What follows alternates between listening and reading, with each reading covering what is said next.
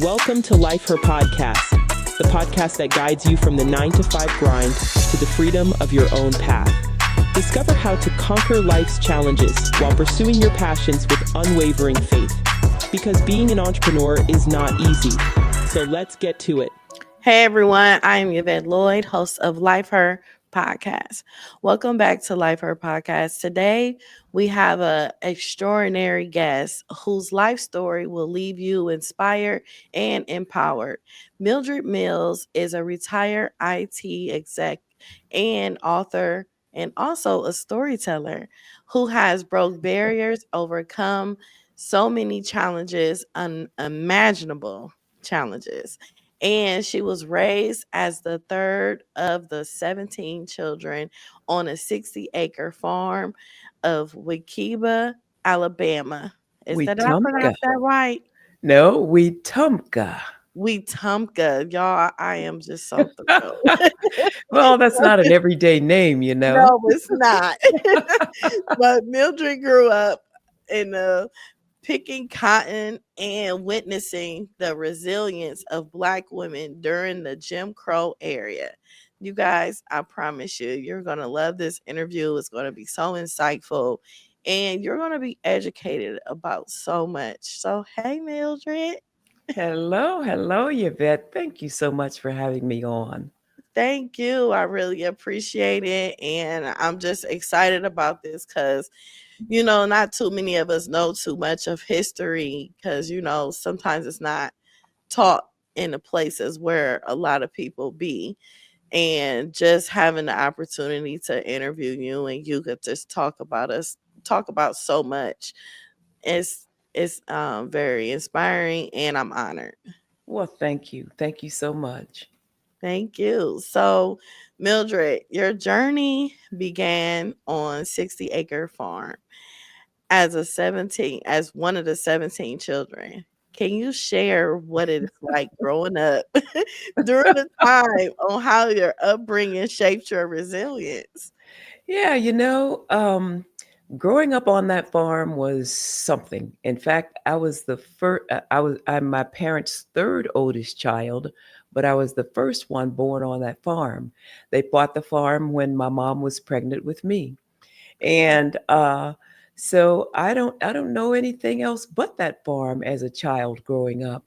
But I tell you, I remember being a 5-year-old child in the cotton field barefoot, with my little dress on and picking cotton. And I remember thinking, even at that age, God didn't put me on earth to be a cotton picker. Mhm. So I just started thinking about, well, how am I going to get off this farm? And of course, I didn't know anything but my parents and but the life that I was living. And you don't know anything else but that life. But I just knew that if I wanted to be a good girl, I wanted to leave with my parents' blessings. And you think about that. Well, why should a little child be thinking about such things? But I also know that, just being resilient means hanging in there and doing whatever you need to do to endure that life that you're living because cotton picking is hard. I don't know if you've ever been to a cotton field, I ever have. tried to. Okay, well, you know that's not an easy job. It's No. extremely hard. And it was my father's farm. So trust me, he was a real serious, that man meant for you to get that work done, and you did it well. Mm. And you know what's so interesting with you saying when I went and saw it, I was in Georgia at the Mm. time, and my friend's parents, their backyard was a cotton field. Their backyard, and they're Mexican. Mm. And when I was looking at it, I'm like, and I and it's like really hard to pick off. It is. And, Well, you and don't pick it off, you pick it out of the because it grows in this thing that's spread. Well, it's a yeah, bowl. It's called a bowl, and the thing splits open. And when it splits open, it has these prickly ends. So you yes, stick your hands in there, and it actually pricks your cuticles. In fact, after a while, your hands just get used to it because, and of course, your cuticles bleed. It's a tough job. And my father he was a serious taskmaster. So you had to pick a certain amount of cotton or you got a beating. It's as simple as that, and I'm not even saying that it was wrong. I'm not saying it was right. I'm saying it is what it was. Right. And you did what you were told to do, and I did it to the best of my ability because I wanted to get out of that. I wanted to get out of the South and out of that cotton field and never ever have to show up there again. Mm, I already know. So you seriously. So with you mentioning and that you grew up in the picking cotton of the family and your farm, what are some of the earliest lessons you've learned from experience, and how did you prepare yourself for the challenges that you'll face later in life? The thing that prepared me for the challenges that I would face later in life are my two parents. My mother was this loving and very quiet spoken person, and my father he was a businessman. And I tell you what I learned from him was that you do everything you can with the best to the best of your ability, and there are no shortcuts. There are no shortcuts. So work ethic is the thing that got me off that farm, and the thing that kept me out of those kind of jobs, and the thing that opened so many doors for me because if you I mean, your good looks, you know, we all think we look some kind of way or other, but good looks will only take you so far. And smart talk or the gift of gab will only take you so far. But if you can put your head down and work, I mean, and not only just work at what's right there in front of you, but I'm talking about look down the road and see something like, I heard something once that somebody once said, if you want to determine whether you're going to have a good worker or not, drop something on the floor. And when they walk through that door, see if that person is going to pick that thing up or if they're just going to walk across it. So when I walk in, if I see this piece of paper or whatever, I pick it up and say, oh, you dropped something. Or there's something on the floor. Well, that means I might just go the extra mile. Mm-hmm. So, that's that kind of thing. You don't just do what you're asked to do or what you're told to, you just go that extra mile. That has always been my way. Wow. So your memoir, Daddy's House, touches on setbacks, triumph, and overcoming systematic barriers.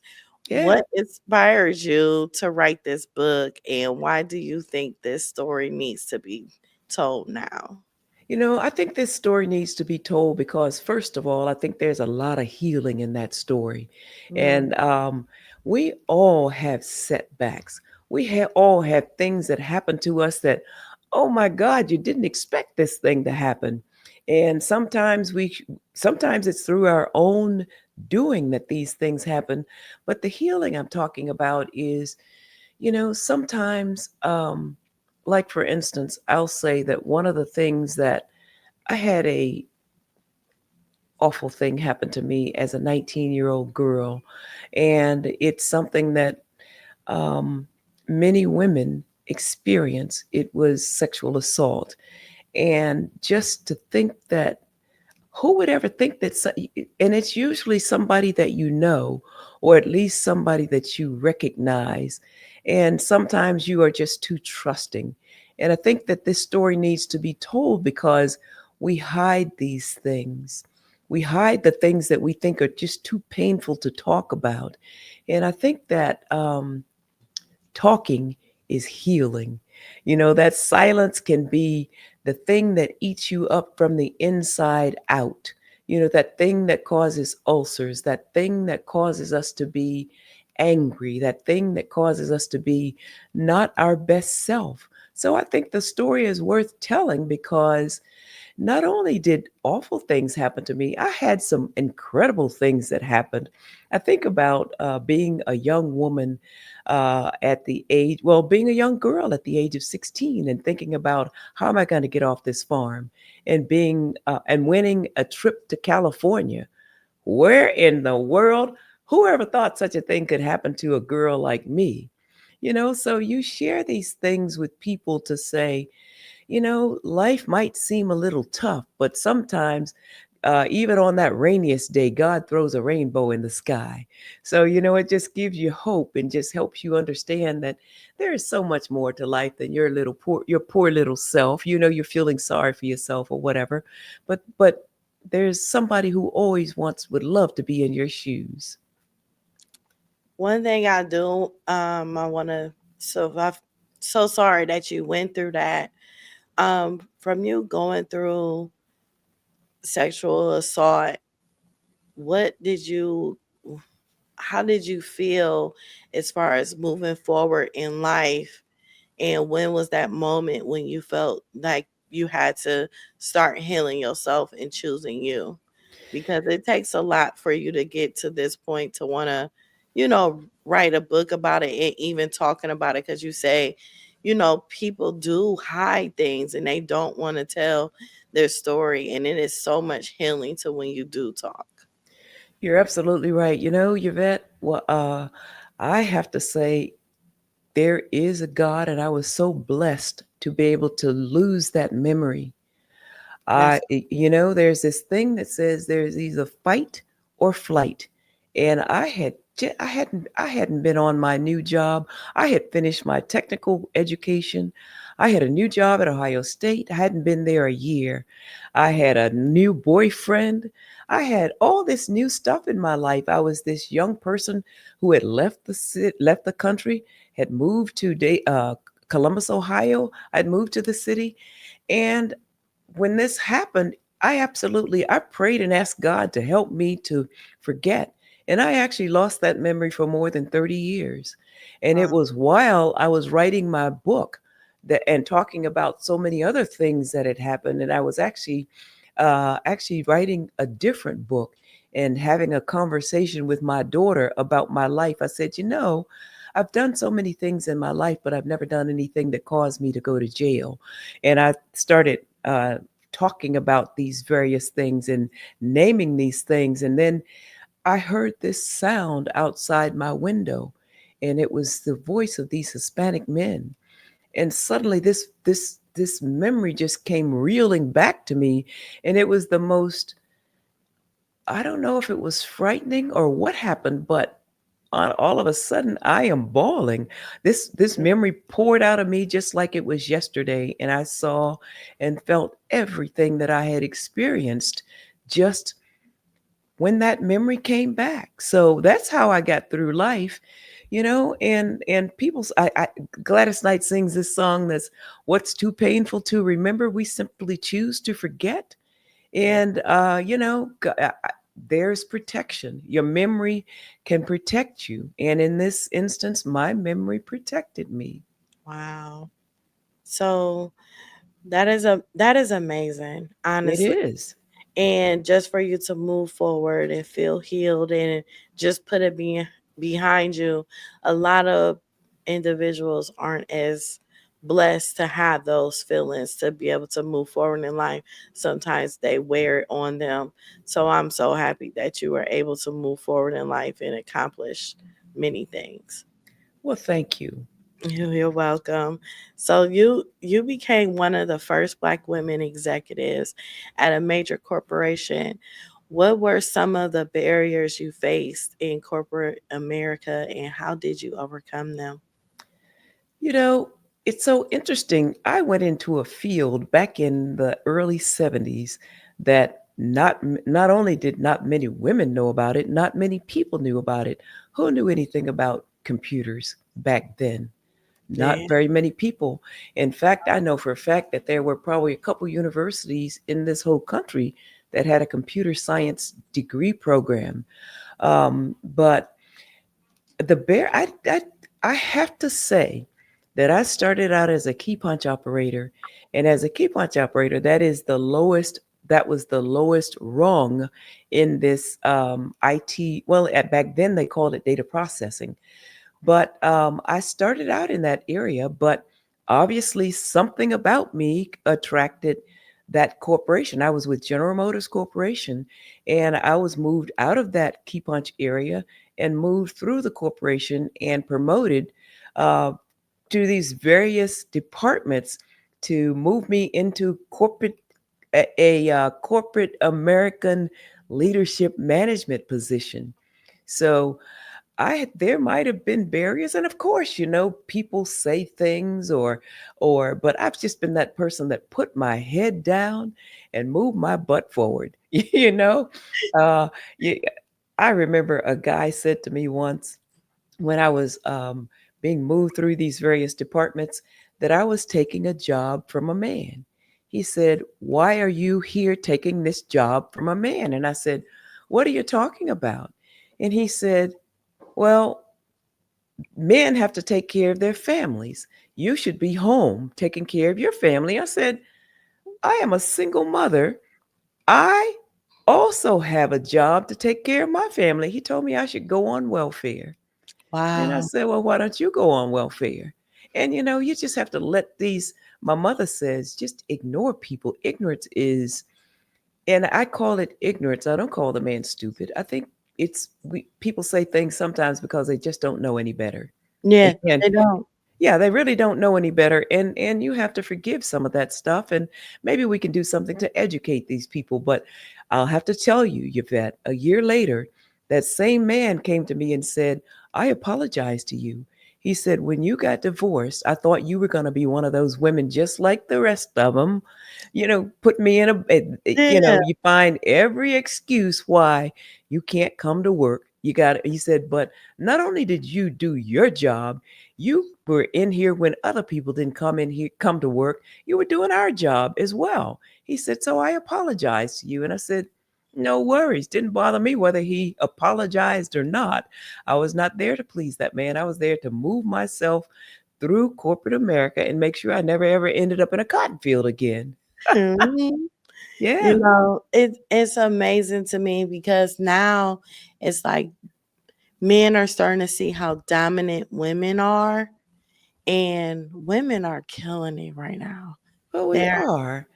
they're getting positions that's normally men have, and it's so crazy that you went through that because my mother, she was a salt truck driver. She drove salt trucks, and she did asphalt. She used to lay down asphalt, and she knew how to work any type of heavy construction machine and all of that. And Oh men my used to gosh. hate it that she was on that job all the time. But women are doing men jobs, as they say. They're doing it, and sometimes they can even do it even better. Yeah, the thing that I said to my first husband, I remember saying to him, "I'll work the hell and back with you, beside you, but I won't fight for you. I mean, I'm not. If you want to take a hike, you go right ahead." And at the end of the day, I said, "We can work side by side, and we can do so much more and go so much farther working together," because he had also said to me that I should stay home and take care of a child. I said, "Well, I don't, that child's going to grow up someday and leave us, and then, you know, I feel like there's more value for me to go out of this house and work." I mean, I wanted to work. I loved my children, really, really loved my children, but I just wasn't fulfilled by just sitting home taking care of a child. Mm, mm, mm. I'm glad you are like an extremely strong woman because it's like it seems like whatever hits you, you gonna speak up for yourself and you gonna let them know. Like, look, no. Yeah, I don't want to hurt anybody. I am here to help. I'm here to be a partner. I'm not here to try to run things. I'm not here to try to have people run over me. I want to be a partner. I want a partner in this thing called life. Not Uh-huh. somebody. I'm not here to dominate or be dominated. So, yeah. And speaking up, yeah, that kind of comes with this territory. Wow. So, as a Black woman breaking into spaces where you weren't always belonged or welcome, what advice you could give to women of color navigating their own professional journeys today? Just be yourself. I don't say be an angry person. I don't see any reason to be angry. Just do your absolute best. Be your beautiful, lovely, wonderful self. And they'll see just how Mhm. wonderful you are. You if you're in that room, you obviously bring something to the table. So show them what you bring to the table. And I just encourage women of all colors. I mean, black women, I encourage anybody, just be your own strong self. And just you don't have to tell anybody how wonderful you are. Show them. Yep. My mom always said, another thing my mother said is, you can show them better than you can tell them. Because usually when you're talking, sometimes people aren't listening anyway. But when it's this thing they say about children, so they might not remember what you said, but they absolutely remember what you did.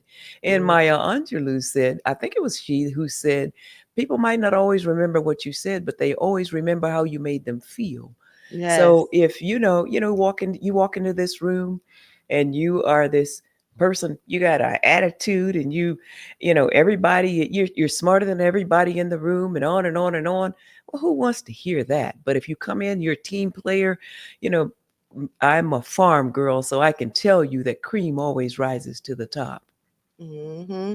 Yeah, You ain't lying. yeah. So, you purchased your first home on your own at the time when women's financial independence was uncommon. What did that moment symbolize for you, and how did it change the course of your life? If I told you that I didn't have a clue that all of these things had happened the year before, I keep saying ignorance is bliss, because I remember that day like it was yesterday. I had I had just came out of divorce court, and I had no intentions of buying a home because I hadn't saved any money to buy a home. But to make myself feel better, I picked my little girl up from daycare and I went driving through this neighborhood. It was so beautiful. The homes were, I thought, well, one of these days I'll be able to afford one of these places, and I'll have a swing in the backyard for my daughter, and so forth and so on. And so as I rode through this neighborhood, there was a stay for sale sign in one of those yards. And I thought, wow, that must be a sign. So I took the number and I bugged the heck out of that realtor, just kind of asking questions because, like I said, I didn't have any money anywhere to buy a house. But then when I told my landlord about, I said, I'm thinking about purchasing a home. And he told me that nobody was going to, I said, you're not going to buy a house because nobody's going to loan you the money. You won't qualify. And I thought, well, I'm going to show you. So, hey, next thing you know, less than 6 months later, I mean, I started right then. Actually, it was, yeah, June, July, August, 4 months later, I owned that house. And I did not realize until much later that the year before, a woman couldn't even get a credit card in her name. Wow. We had just that Equal Credit Act hadn't even been passed, but a year earlier. So, and I remember my girlfriend coming to visit me. She lived in California at the time, and she said, "I can't believe you bought a house. I didn't know a woman could buy a house." I said, "I didn't know a woman couldn't buy a house." So it was just one of those things where sometimes it helps not to know what people expect that you can't do, That's because then true. you just march forward. And like I said, just being ignorant sometimes is okay. Mhm. Just put one foot in front of the other one, and you just never know where you might end up. Yeah, yes. In your journey, as far as in your career, what was the moments when you ever felt like giving up, and what kept you going during those difficult times? I've never really felt like giving up because it's just not in my DNA to give up. But I can Girl. honestly tell you that when I first separated from my husband, my first husband, I'm in my second marriage, and there won't be any more. That I there won't be any more. But I remember we were in debt, and I was like 25, 24, 25 years old, 2023 when we separated. And there was a lot of debt, and I was the only one working, really. And actually, he had just gotten a job, and we'd been married for 3 years. And so I decided to take. We had a furniture bill, and I had a car note, and of course, I had to pay rent. And my attorney said to me, "Make your husband take that furniture bill." I said, "Now, I'm not going to do that because he doesn't even pay his bills. So why would he pay?" I said, "I need my furniture." So anyway, he said, "You guys should split up the bills." I didn't split up the bills. So while I'm at work, of course, I called these bill people and said, "Look, I am getting a divorce and I won't be able to pay yada yada yada." But and they all made arrangements with me except this one person. And this person called me and harassed me on my job. And I tell you what, I was terrified. And I was hoping that I wouldn't lose my job because back then, you think about it, back in the early 70s, the phone calls came to an office and they had to come out and get you, and you weren't supposed to be Yeah. talking on the phone. And these people knew that you had debt and so forth and so on. They could have fired you. So I never felt like giving up, ever, ever, ever. I never felt like giving up on any job. There was a time late in my career when I did experience a really nasty incident at work, and I ended up suing my employer. And at that time, I became very ill. And while I was ill, I never went back to that job. So, Yeah. but I took a different path, and here I am. And and you here too. Yes, I am. Here I am. I never ever thought that I would fall or falter. I might have walked away from something, but I always had something to walk to. Wow. So faith is also an often reoccurring theme in stories of resilience. How has your faith guided you through life hardships and triumph? I have faith. There is a Bible verse that says if you have faith the size of a mustard seed, how much you can accomplish. And I have had to have faith because without it, I mean, it's just like it's like a garment for me. I get up every morning and put it on because when I get up every morning, I believe that there is a God and that God is protecting me in everything that I do. And that faith also tells me that I can accomplish anything.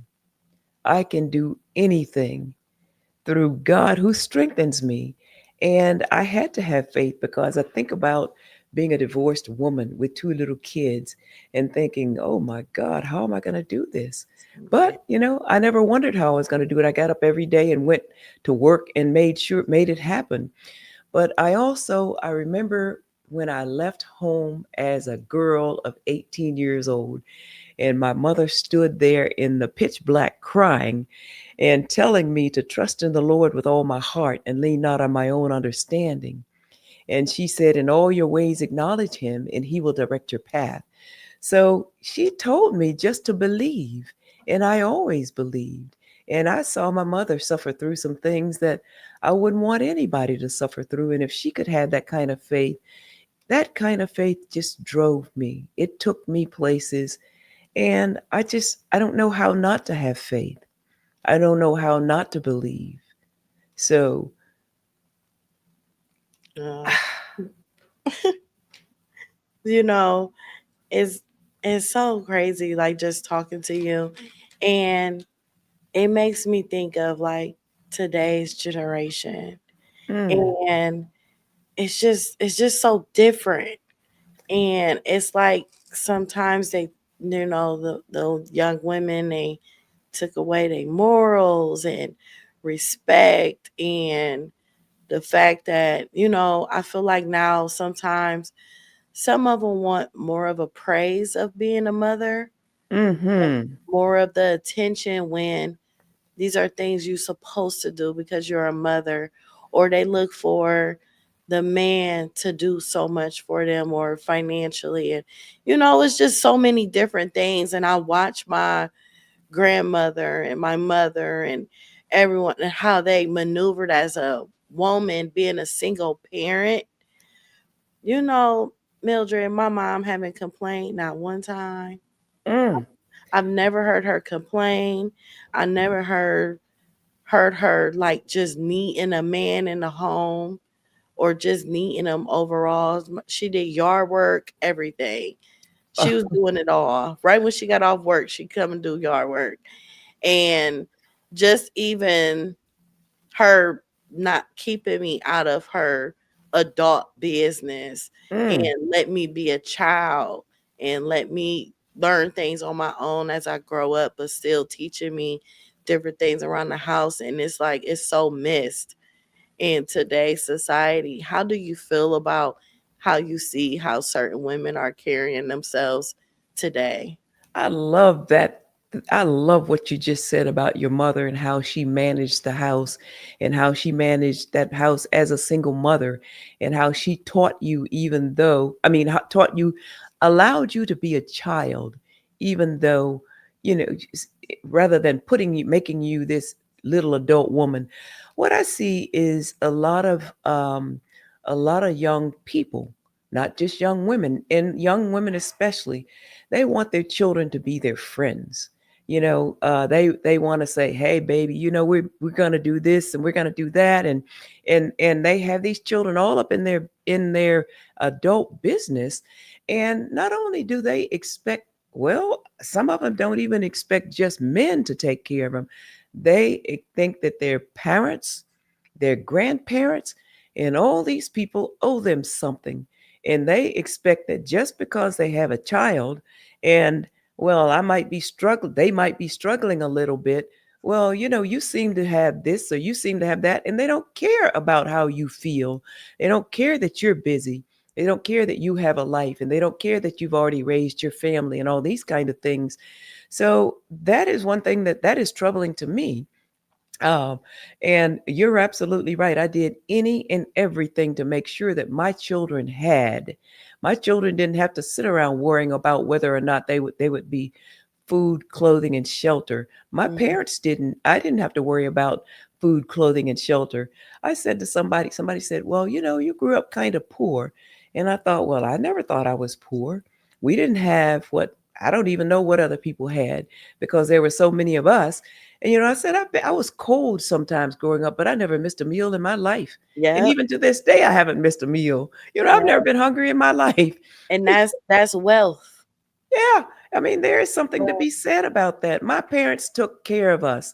They made sure that they provided the bare necessities, the basics that you needed, and every now and then you got something that you wanted.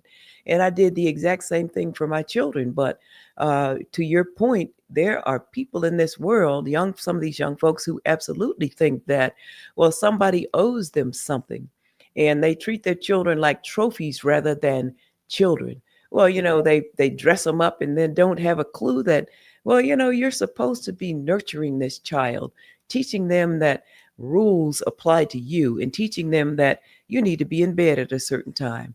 I yeah, need to get you up at a certain time. I need to teach you how to do this. I need to teach you how to do that. I need to yeah, teach you how to say thank you. I yeah, need to teach you how to, well, why are you sitting in that chair when you can get up and get your own this, that, or the other? But so yeah. They got that's what I tablets. think about it. They got, they got tablets now, Mildred. They got tablets. Yes. So it's just so crazy because it's just so different. Because we had a bedtime. Well, I had to be in bed by 9 o'clock, Yes. and my mom will say the kitchen is shut down at 8. Not only did the kitchen shut down at 8, you ate what was, well, I know in my house, you ate what was prepared. Some of Yes, these young folks, you well, I not don't like telling me that. you're not telling me what you want to eat. Oh, You want no. what I give you. This is what's for dinner. You eat it or not, you know? Yeah. And, it's just so crazy because it's just I don't know. It's like I'm 41. Mm, So it's like it's kind of like my generation and the kids that they had. It's like it's like a lack of parenting there because my generation our parents was on us. mm. We had a village. We had people that were able to tell us right from wrong, even strangers. No, Yes. you don't do that. But it's like I always heard like so many of my like associates and stuff. When I have kids, I'm not treating my kids that way. I'm not doing this. And now look at them. They all jacked up. Oh yeah. That's the crazy thing. Now see, you're my son's age. My son is 40. But I remember and my daughter is older. She's 12 years older than my son. But I remember when I would get the complaint, from a child that said, "Well, you're such and such." I said, "Listen, I'm doing the best I can. And I tell you what, if God blesses you to have your own little children when you're an adult, you be that perfect mother that I'm not, because I'm not Mhm. perfect. I'm not trying to be perfect, but I am doing my absolute best." So I haven't seen anything, heard anything about them perfect little children. And I remember my daughter saying I think she said she wasn't going to spank her children, but now she pop, pop. Oh, you're gonna pop, pop somebody, huh? And my Yeah. son doesn't have children, but yeah, you're absolutely right. They came up in a different home in my house. And yeah, they got some pops all right. Yeah, discipline is so important in a home. It It really, really is. is.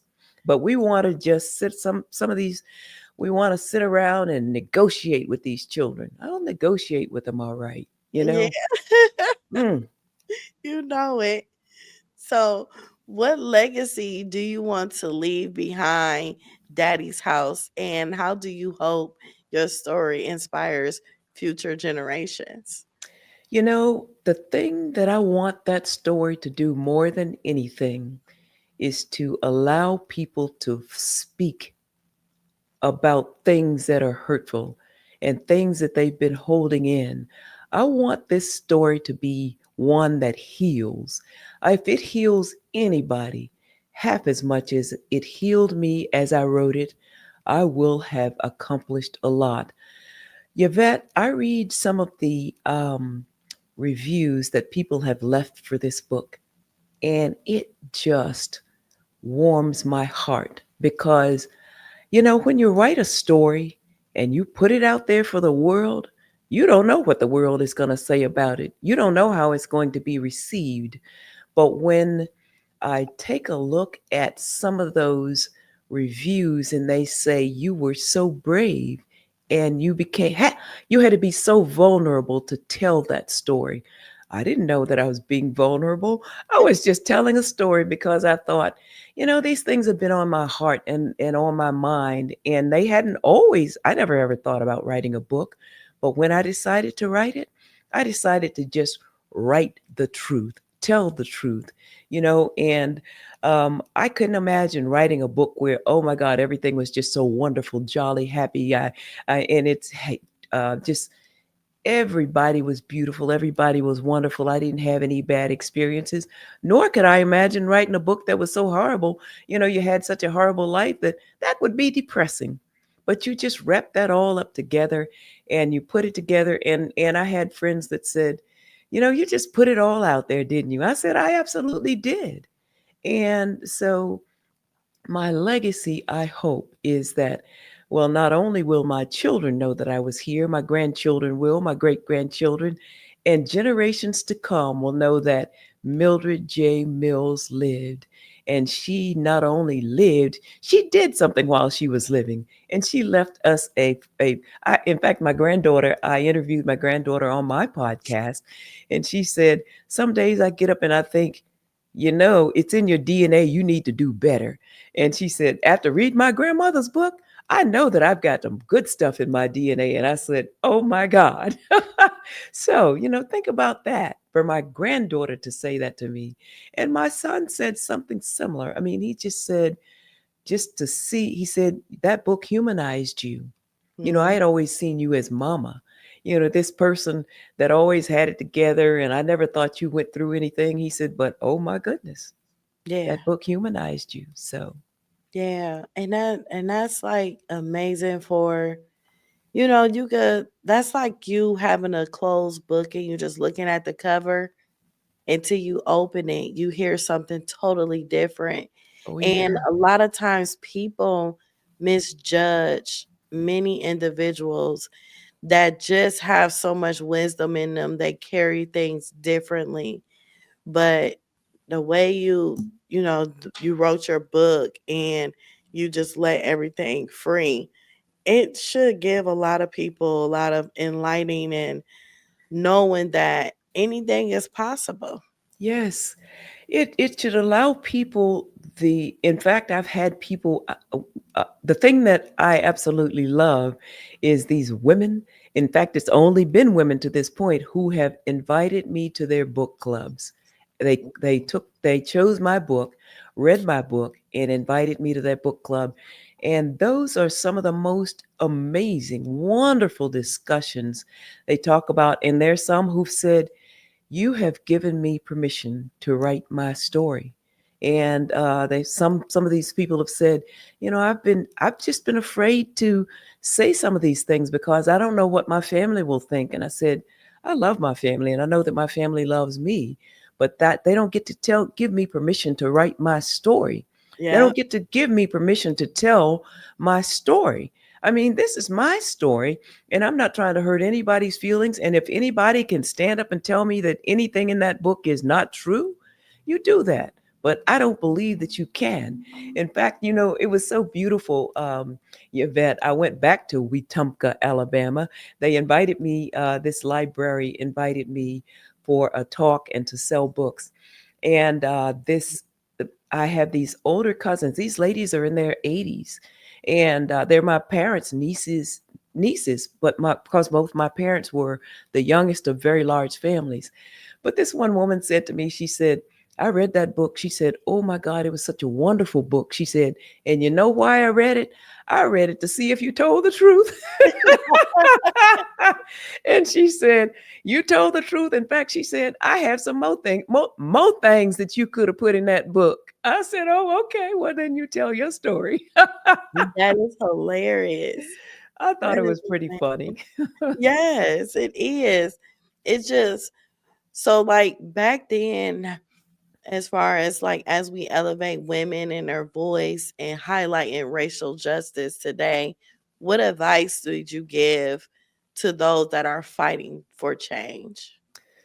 Just keep fighting. I mean, don't stop. And I mean, even if you get angry, I think fighting with humility.